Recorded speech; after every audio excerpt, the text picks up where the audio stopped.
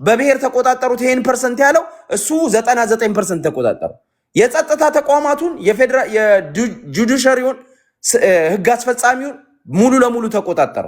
እንቁጠር የብሔር እንትናቸውን እንቁጠር። በፌደራል ደረጃ፣ በመከላከያ ደረጃ፣ በፌደራል ፖሊስ ደረጃ፣ በደህንነት ደረጃ፣ በህግ አስፈጻሚ ደረጃ እንቁጠረውና እንሂድ። ይሄንንም ነው አብይ ያደረገው።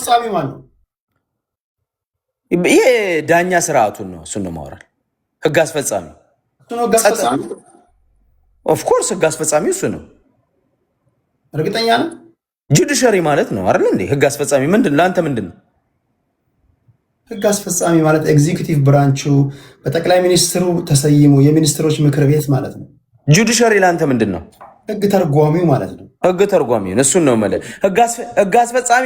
ህግ አስፈጻሚው ቢሆን በኦሮሞ ብልጽግና ዶሚኔሽን ያለን ሁሉም አሁን እኮ ምንድነው ምንድነው የሚባለው የህዝብ ተወካዮች ምክር ቤት እኮ ታገሰ ጫፎ የሚቀጠቀጥበትን ትናንትና አባዱላ የሚጨቀጨቀጥበት ነው እንጂ አደረጃጀቱን ብታይ ኮንትሮሉን ብታይ በሙሉ የኦሮሞ ብልጽግና የተቆጣጠረው ነው። ፍርድ ቤቱን ማን ነው?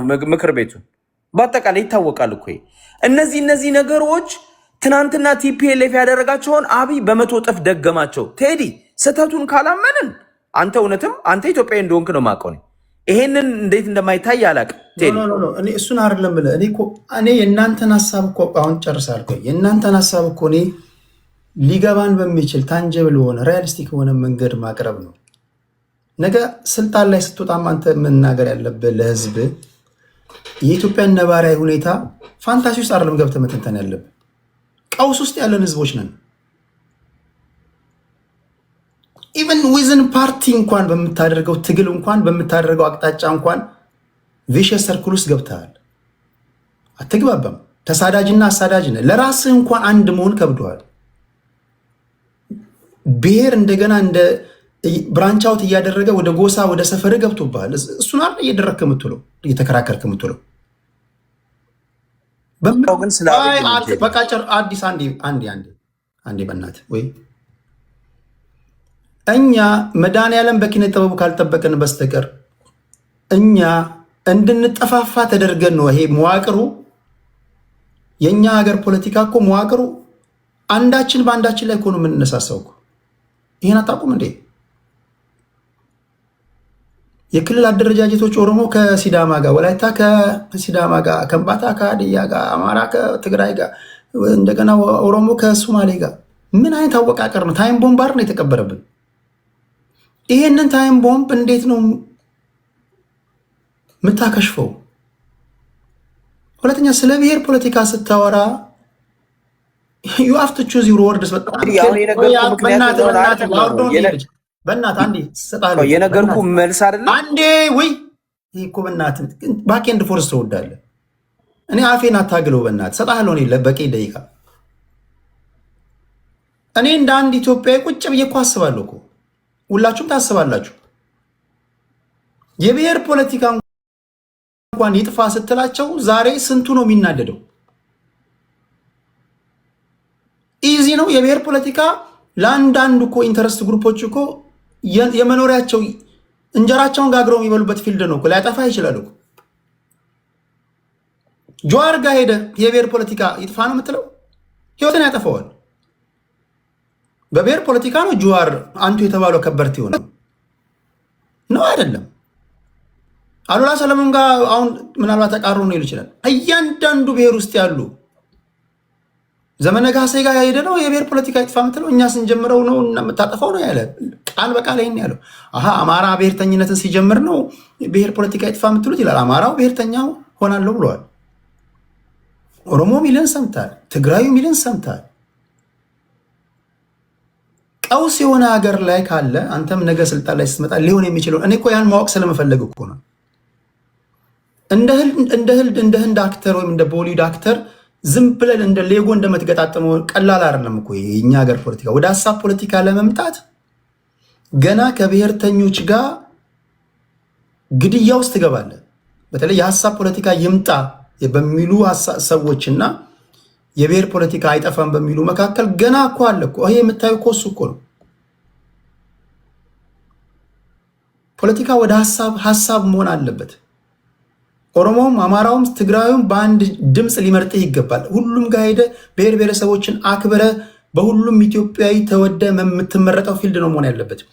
የትምህርት ፖሊሲን ተናግረ የውጭ ጉዳይ ፖሊሲን፣ የኢኮኖሚ ፖሊሲን፣ ስለ ፖሊሲ ነው ማውራት የነበረብን። ዛሬ እኮ እኛ የምናወራው እኮ ስለ ማንነት ነው። የብሔሮች ጥያቄ አልተመለሰም ይለኛል። የትኛው ብሔር ነው ጥያቄ አለኝ ጠይቅልኝ አለ? እንግዲህ ኢትዮጵያ ውስጥ ያልሄድኩበት ሀገር የለም። እኛ የምናራምደው የኤሊት ቴዎሪ ነው። የኦሮሞ ብሔር ጥያቄ ጠይቁልኝ ብሏቸዋል። የኦሮሞ ብሔር የሚጠይቀው ጥያቄ ምንድን ነው? 85% እኛ ገበሬዎች እኮ ነን። ዛሬ የኦሮሞ ገበሬ ጋር ብትሄድ ምንድን ነው የሚጠይቀን? መንገድ ስራልኝ፣ ትምህርት ቤት ገንባልኝ፣ ቦኖ ውሃ ትከልልኝ፣ ልጆቼ የተለያየ አፍ መፍቻ እንዲኖራቸው ገበያውን አስተካክልልኝ፣ ፈርትላይዘር ስጠኝ ነው የሚለው። የአማራ ገበሬ ተመሳሳይ ነው። የትግራይ ገበሬ ተመሳሳይ ነው። ሁሉም እንደዚህ ናቸው የሚጠይቁ። ከየት የመጣ ቴዎሪ ነው እኛ የምናራምደው? ኦፒኒየን ሊደሮች የፈጠሩትን የኤሊት ቴዎሪ እኮ ነው የምናራምደው። አሲፍ ወርደ ሪሰርች ሰርተ ብሔሩ ይህን ጠይቅልኝ እንዳለ አስመስለን ነው እኛና እነሱ እያለን የምንጫወተው። ገበሬዎቻችን እንዲህ ያለ ጥያቄ ጠይቆ አቁም። የከተማ ብልጣብልጦችና ጮሌዎች፣ እነዚህ ነጋዴዎች የፈጠሩትን ፖለቲካ ነው እኛ አሁን እያራመድን ያለ ነው፣ እያመነዠግን ያለ ነው። እስኪ የኦሮሞን ገበሬ ሄድና ጠይቀው። እኛ የምናወራውን አያውቁልህም። የትግራይን ገበሬ ጠይቀው። እኛ የምናወራውን አያውቅልህም። የአማራን ገበሬ ጠይቀው። እኛ የምናወራውን አያውቅልህም እኮ።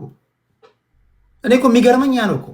እኔ ተዘዋውሬ ባየሁባቸው ኢትዮጵያ ከተሞች በሙሉ ገበሬዎች ብሔሮች የሚጠይቁት ጥያቄ ሌላ ነው። መብራት ይጠይቃሉ፣ ውሃ ይጠይቃሉ፣ ቦኖ ውሃ ይጠይቃሉ፣ ፈርትላይዘር ይጠይቃሉ፣ ትምህርት ቤት ይጠይቃሉ። አረ እንደውም ሆስፒታል እንደው ገንቡልን ነው የሚሉት። ስለዚህ እኛ የምናራምደው የቀውሶች ፖለቲካ፣ የደንቆሮ ፖለቲካ ነው። ከዚህ ለመውጣት መለኮታዊ ጣልቃ ገብነት ከሌለ በስተቀር ኖት ኢዚ። ሁሉም ሰይፉን ልክ ከሆነ ገበሬ ከሆነ እሊት ነው የሚፈልገው አልክ። አሁን ያልከው አይደል? እሊት ነው የሚፈልገው። ጀዋር ነው የሚፈልገው፣ አሉላ ነው የሚፈልገው፣ ዘመነ ካሴ ነው የሚፈልገው አልክ። የኤሊት ወይ ነው የምንራመደው አልኩ እኮ። በቃ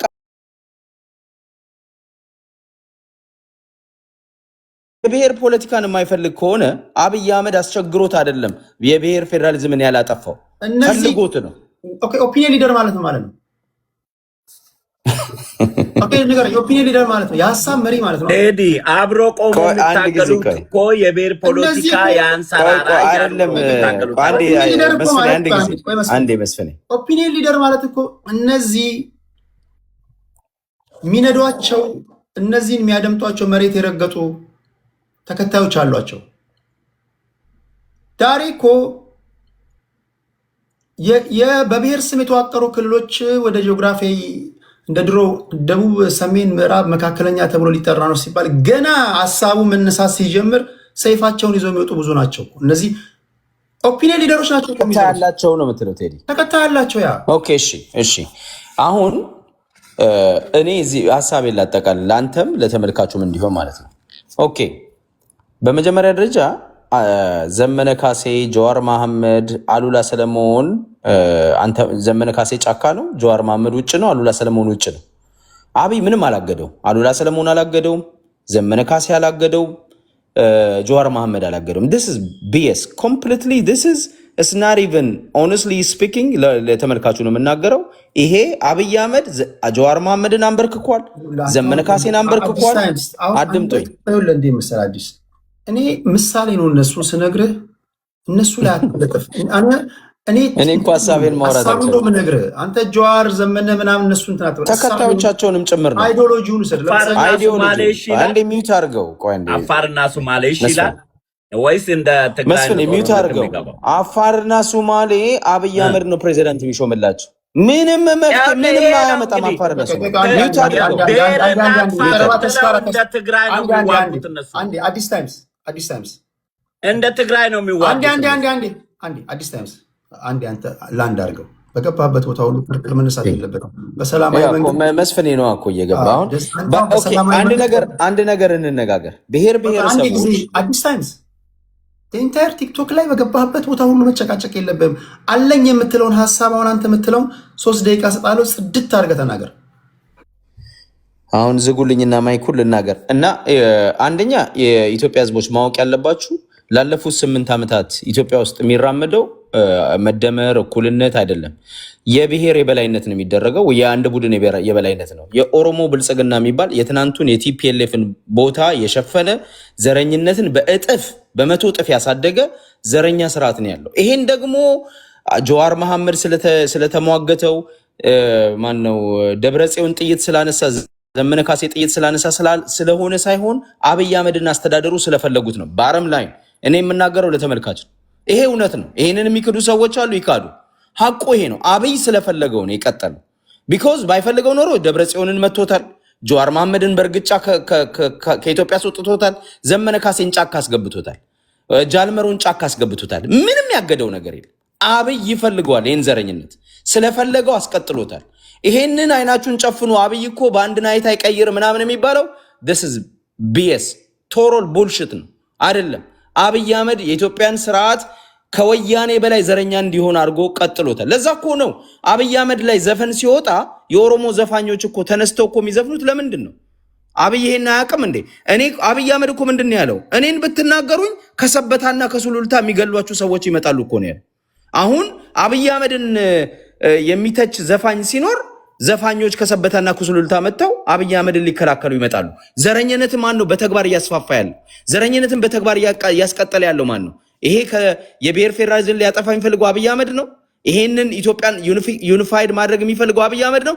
አይደለም። ሐቁ ይሄ ነው። ይሄንን ነው ማፈን በየሚዲያው የሚፈልገው። ባይዘዌ እኛ ትልቅ ሚዲያ ይዘን እንመጣለን። ባይዘዌ ሰሞኑን ጠብቁን። ትልቅ ሚዲያ ይዘን እኔ አሁን ሀብታሙ በሻ ትልቅ ሚዲያ ይዞ ይመጣል። ጠብቁኝ። እዚህ ነው ማስተዋወቀው። አዳምጥ። እኔ በትልቅ ሚዲያ ያመጣለው። ጠብቁኝ። እውነት እኔ ጋራ ይነገራል። አዳምጥ። ቴዲ አፍኖኛል እያልከኝ ነው? ሐሳቡን ነው ያልኩት። ቴዲ አፍነኛል አልኩም። አንተ መድረክ እየተናገርኳል።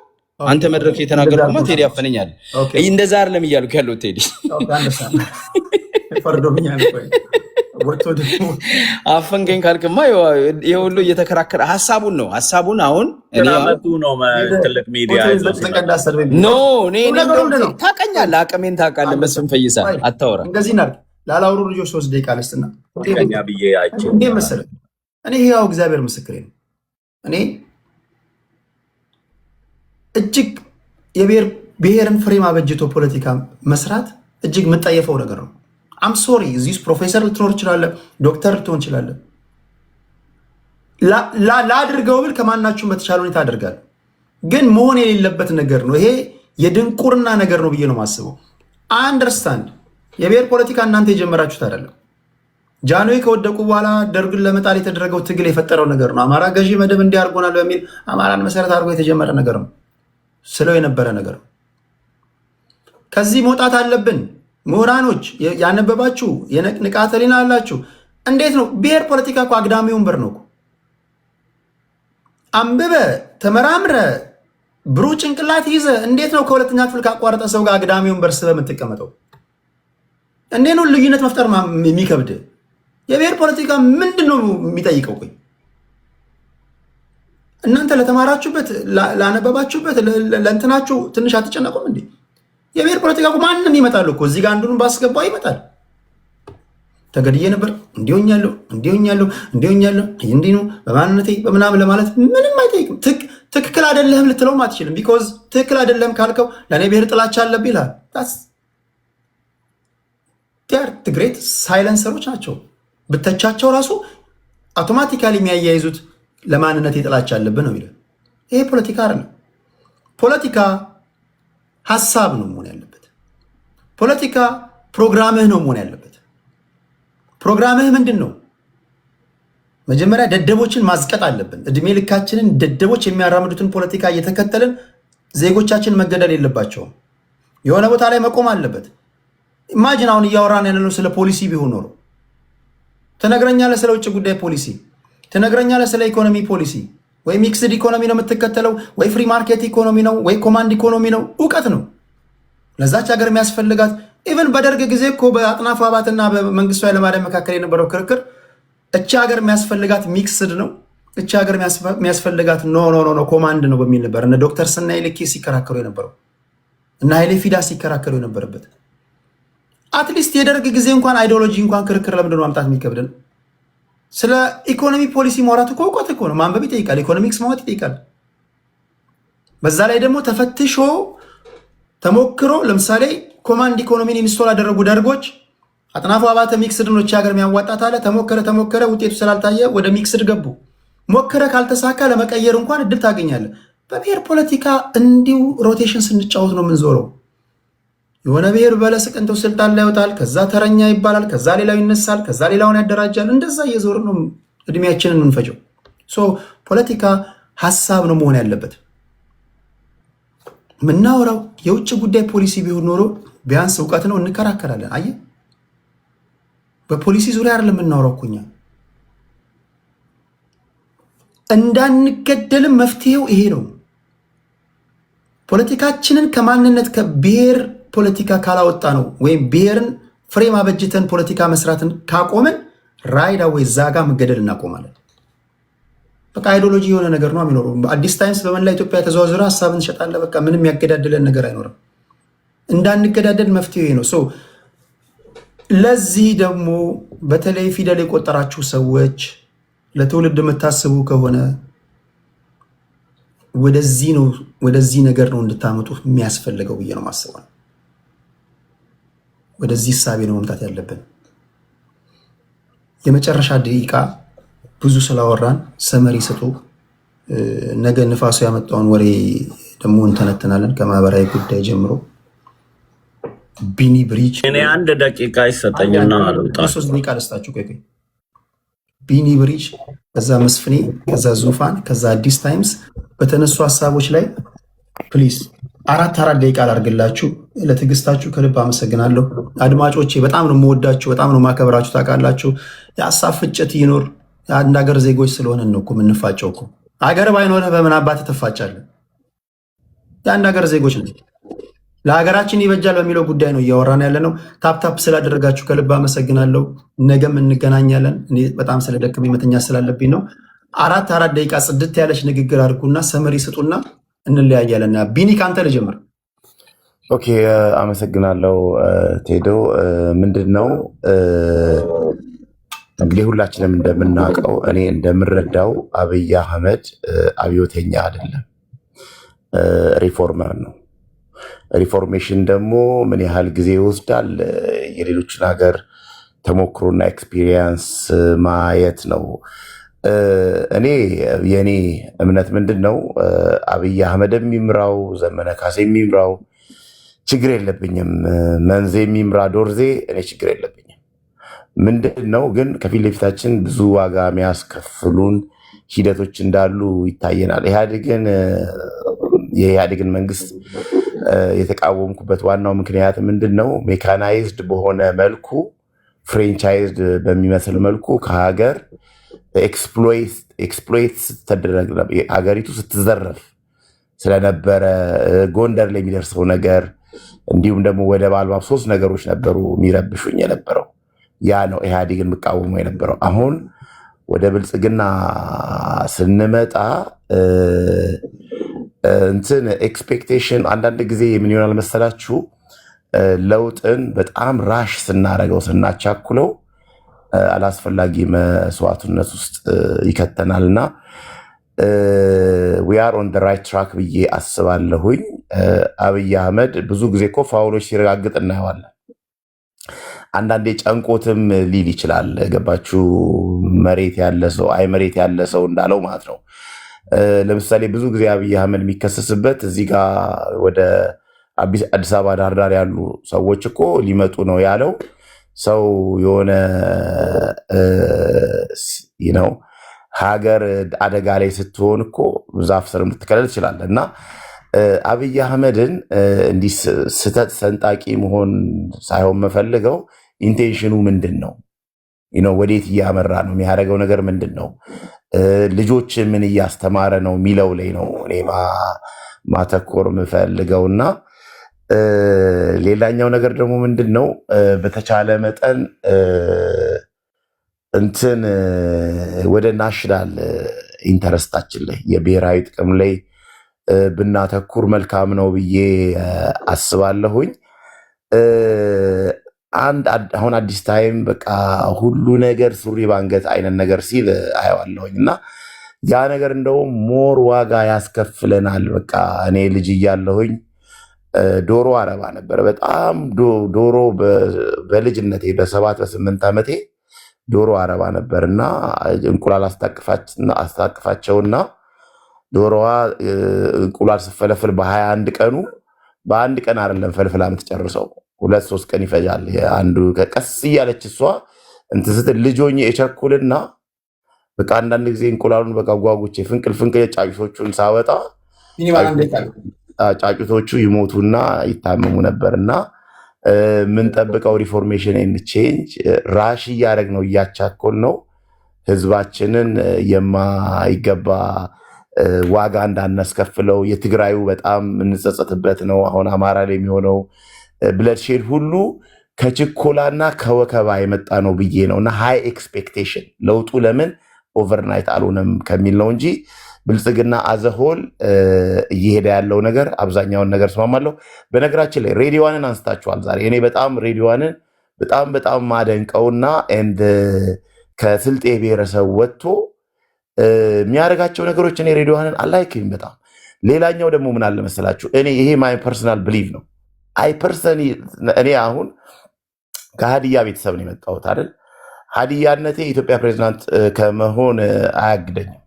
የእኔ ፐርሰናል ኮንፊደንስ እሆናለሁ ፕላንም አለኝ እያልኩኝ አይደለም። አሁን አዲስ ታይም የመጣህበት ብሔር ማንነትን ሊሚት አያደርገውም። ሰዎች ያስተውላሉ። እርምጃህን የምታደርገው አሁን ፓወር ቢሰጠው ምን ያደርጋል እንጂ ይሄ የሆነ አንድ ብሔር ውስጥ መሽጎ የሚሄድን ሰው ኢቨን የራሱ ብሔር አይመርጠውም ብዙ ጊዜ እና ኢንኮንክሉዥን ኢንዲቪጁዋል ኢምፓወር ኤንድ ኮንፊደንስ ላይ መስራት አለብን ብዬ አምናለሁ። ዳን አወር ብሔር ቴንኪዩ። በጣም ጊዜ ትንሽ ወሰድኩ ይመስለኝ። ቢኒያችን ቴንኪዩ። መስፍን ፈይሳ እና ቴዲ እነ አዲስ ታይምስ እግራቸውን ጭቃ ውስጥ ከተው ጭቃን ይቃወማሉ። አንገቱን ወደኋላ አዙሮ ማየት ቢችል ከትግራይ ጋር ጦርነት የገባ ነው እኮ የብሔር ፖለቲካ አይነካም ብለው ነው። ብሔርተኞችን ትግራይ ላይ ሰብስቦ ኮንፌዴሬሽን ብለው ሲጠሩ አዲስ አድማስ ያቃል። ከዛ ሁሉ ከትግራይ ጋር ተዋጋ፣ እነሱንም ያሸንፋል ይላል አብይን። ሱማሌም አይቤሬን አትንካ ቢል እነሱንም ያሸንፋቸዋል ይላል። አፋርንም ከሁሉም ጋር ጦርነት ገባ ይላሉ ደግሞ መልሰው። ዶክተር አብይ 30 ዓመት አንድ ጄኔሬሽን በጭንቅላት ላይ የተሰራውን አስተሳሰብ በ8 ዓመት ለምን አላፈረሰም ይላል። ዶክተር አብይ በ7 ዓመቱ አቅዶ የአንድ አገር መሪ የሆነ በዓለም የመጀመሪያው ሰው ነው። አዲስ አድማስ ግን ቀበሌ ልምራ ብሎ አቅዶ ቀበሌ መምራት አይችልም። ተቀምጦ ላየ ሰማይ ቅርብ ነው ይባላል። ኦሮሚያ ክልል ያ ሁሉ ኪክስ ውስጥ የገባ እኮ ከነለማ ጋር ግጭት የመጣ እኮ ብሔርተኝነት ይርገብ ብሎ ነው። ዛሬ ምልኬሳን እንደ ምስክር ያመጣል። ምልኬሳ ብሔርተኝነትን የጻፈ መጽሐፍ አንብበው ሂድና የራሱን አጽያት ሳይናዘዝ አብይ እንዲህ ብሎኛል ብሎ ቢናገር በካልቾ ተጠልዞ የተባረረ ሰው ለአንተ መልካም ምስክርነት ይሰጣል? ተሸንፎ የወደቀ ሰው እሱ ጀግና ነው ይልሃል? እዛ ሆኖ ይሄን ቢል ኖሮ ስርዓት ውስጥ ሆኖ ብሔርተኝነትን ቢቃወም ኖሮ አማራነትን ጥላቻ የሰበከን ጀዋር መሐመድ ዛሬ የአማራ ተቆርቋሪ ሆኖ አንድን ትውልድ የአማራ ጥላቻ ሰብኮ ኮትኩቶ ትውልድን ያሳደገ ሰውዬ ዛሬ አብይ አህመድ አማራ ይጠላል ይልሃል። እዚሁ ሚዲያ ላይ አብረን ባንኖር እንደው አዲስ ብንሆን ኖሮ አላሉም አሉ እንል ነበር። ብሔርተኝነት በወረቀት አይቀደድም፣ በአስተሳሰብ ነው የሚቀደደው።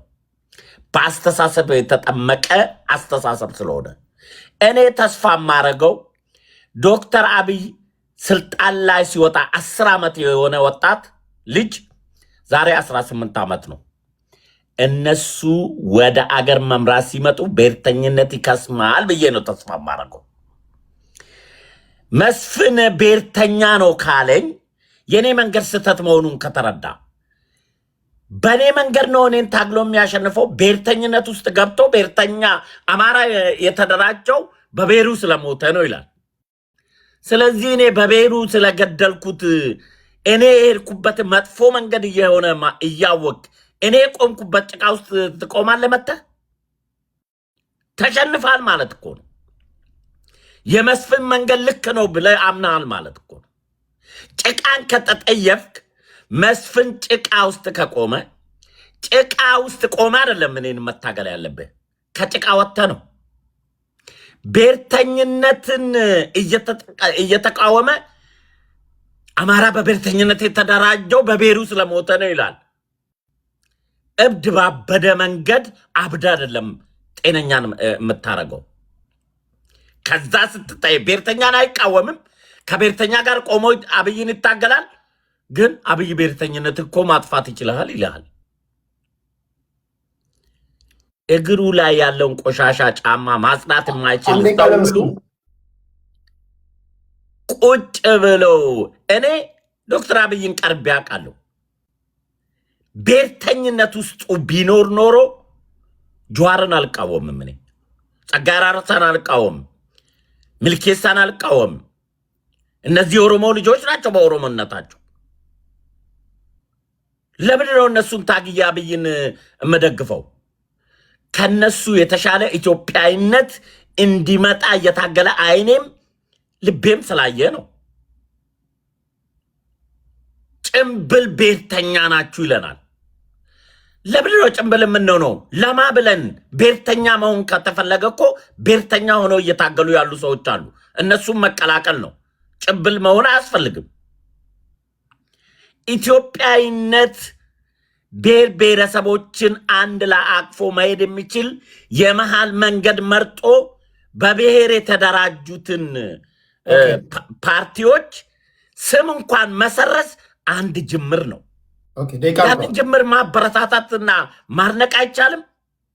ከፈለገ እኮ ኦፒዲዮ ባለው መቀጠል ይችል ነበረ። ከወያኔ ጋር ማይጣላም ነበረ። ዶክተር አብይ ጦርነት ውስጥ ማይገባም ነበር። እዛ የተጀመረ ጦርነት ትግራይ ላይ ብቻ የሚቆም መሰለ? ብሔርተኝነት ላጥፋ ብትል ሶማሌ እሺ አይልም፣ አፋር እሺ አይልም፣ ሌላውን ብሔር እሺ አይልም። ስለዚህ ማውራትና መስራት ይለያያል። ዶክተር አብይ ግፋ ብል ማድነቅ ቢገባቸው 7 ዓመት ላይ ቆሞ ኢትዮጵያን እመራለሁ ያለ መሪ ብሔርተኝነት ላያጠፋም ብዬ አልጠራጠረው። እንከራከራለን በዚህ ጉዳይ። በነገራችን ላይ ሁለት እሳቤ ያለ የቡድን መብት ነው ብሔርተኝነት፣ እዛ ውስጥ ነው የሚካተተው። ከዚህ እንውጣም የምትሉ ጥግ ላይ ቆመ ጀንትል አትጫወት። ወደ መሀል ገብተህ ተፈሳፈስ። ሰው ያሸማቁኛል ምናምን ብለህ በሀገር ጉዳይ ስንወያይ ኩልኩል አትጫወት። ዘ ሳይለንት ማጆሪቲ ምናምን መተህ ተናነቅ አንገት ለአንገት። ሰላማዊ ኢንቫይሮንመንት መድረክ ተፈጥሮልሃል። በእናት ሀገር በአባትህ እናት አያቶች በሞቱልህ ሀገር ላይ አንተም የራስህ ሰይ ሊኖር ይገባል ብዬ ነው ማስበው። ጥግ የያዛችሁ የብሔር ፖለቲካ አዋጣም የምትሉ በመከባበር ላይ የተመሰረተ ውይይት እናደርጋለን እና ግን ጠዋት ብሔርተኛ ከሰዓት የዜጋ ፖለቲከኛ አትሆን። የአንዳንዶቻችሁ መድኃኒዓለምም አይፈውሳችሁም። ጠዋት ቅልጥ ያልክ ብሔርተኛ ነህ፣ ማምሻውን ደግሞ የዜጋ ፖለቲካ አቀንቃኝ ነህ። መለየት አለብህ። ወይም ደግሞ ብሔርተኝነትን እየተጠየፍክ የብሔር ፖለቲካ ውስጥ እንትን አትበል። ኖ የሚያዋጣው እሳቤ ይሄ ነው ብለህ መስመርን ይዘህ መለየት መቻል አለብህ። እናንተም አንድ እንቅፋት ስለሆናችሁ ማለት ነው። ሰው ሁለተኛም ጎራ ይኖረናል ማለት ነው። ሶስተኛም ካለ እናያለን። እሺ ዙፋናችን 4 ደቂቃ አለው። ኧረ እኔ 4ም አልፈቅድም። አሁን እግዚአብሔርስ ምን ይላችኋል ስትል የሆነ ነገር ትዝ አለኝና እንደዚህ በቃ ራሳችሁን እንዲህ ውሸትን ድብቅ አድርጋችሁ በስሙ ግን ሙስሊሙም ሆኑ ክርስቲያን ሆኑ ፕሮቴስታንትም እንደው ስትጸልዩ ግን አያጥወለውላችሁም? የምታረጉት ክፋት፣ ተንኮል፣ ሸር፣ ምቀኝነት እኔ በጣም እችን እንደው ዝም ብላችሁ ብታስቡባት ደስ ይለኛል። ታጥቦ ጭቃ ምናምን ተረቱን እንኳን በስነ ስርዓት ብትተርቱት ደስ ይላል። ያላችሁበት የፖለቲካ አቋም የቆማችሁት ማንም አልወከላችሁ። ማንም መሬት ላይ ያለው ገበሬ ምስኪኑ ገበሬ አርሶ የሚበላው አልወከላችሁም። ጠቅላላ ጥቅማ ጥቅም ፈልጋችሁ ልትጠራመቱት የመጣችሁ ናችሁ እንጂ ወይ ደግሞ መሬት እንዲሰጣችሁ እየተመላለሳችሁ ቢዝነስ ክላስ ቁጭ ብላችሁ እንድትሰሩ ማንም አያውቋችሁም። ግማሾቻችሁ የፎቶ ፖለቲካ እንደምንም ብላችሁ ቤተ መንግስት ገባላችሁ፣ አብራችሁ ፎቶ ትነሱና አውርቼዋለሁ እሱ ጋር አወራን ትላላችሁ። ኤቪደንስ እስቲ ይኸው እዚህ ጋር ከሰውየው ጋር ያወራችሁትን ኤቪደንስ ለቴዲ ስጡትና አስደምጡን መጠየቃችሁን። ኤቪደንስ ቴዲ ምን